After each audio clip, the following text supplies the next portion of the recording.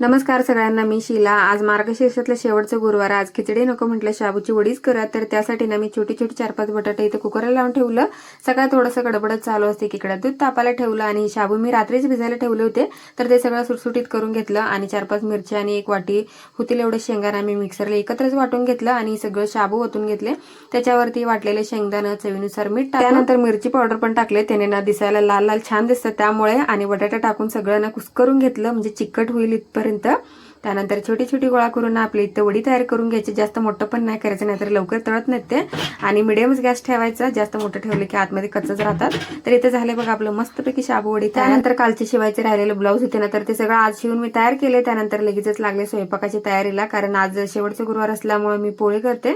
आम्ही उद्यापन वगैरे काय करत नाही, पण पोळीचं नैवेद्यही दाखवतो देवाला, त्यामुळे इकडं सगळं स्वयंपाक करून त्यानंतर देवाला नैवेद्य दाखवला। असा होता आजचा दिवस। व्हिडिओ आवडल्यास लाईक, शेअर, कमेंट करा।